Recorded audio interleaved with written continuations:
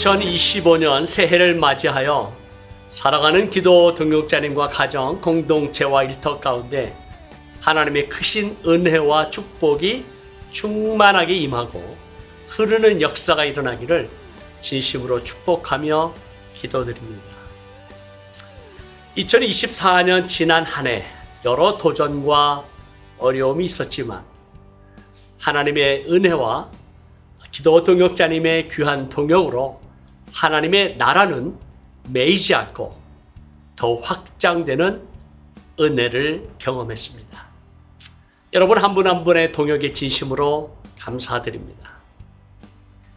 2025년 새해를 맞이하면서 제 마음에 떠오르는 두 가지 단어가 있습니다. 첫째 단어는 진노입니다.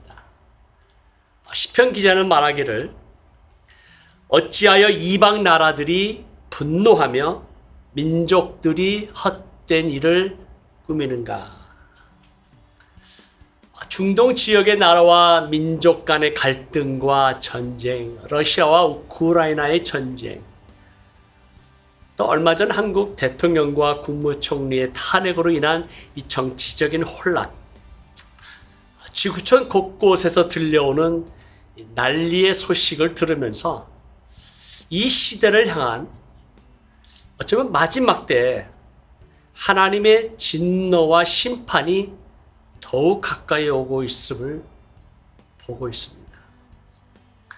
이사야 선지자는 원하건대 주는 하늘을 가르고 강림하시고 주 앞에서 산들이 진동하기를 불이 섭을 사르며 불이 물을 끓임 같게 하사 주의 원수들이 주의 이름을 알게 하시며 이방 나라들로 주 앞에서 떨게 하옵소서.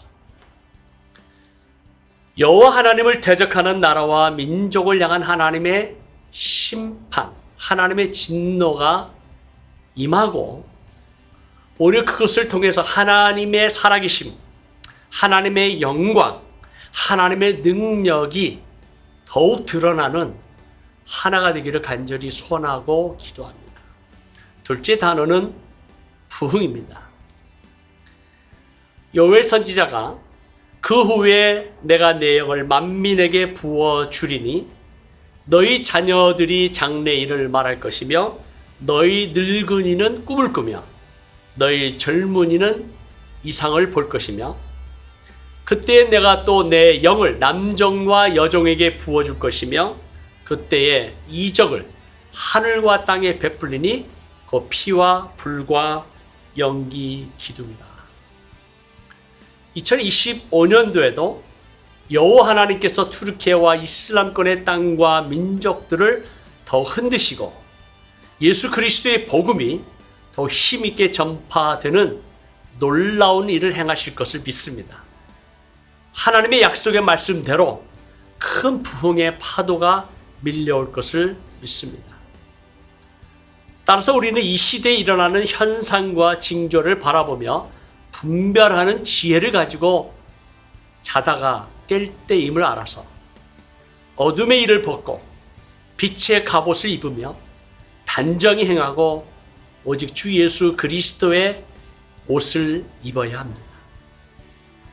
이 세상으로부터 오는 육신의 정욕과 안목의 정욕과 이 생의 자랑을 추구하지 말고 먼저 하나님의 나라와 그의 의를 구하라는 주님의 명령에 순종하는 한 해가 되기를 간절히 기도합니다.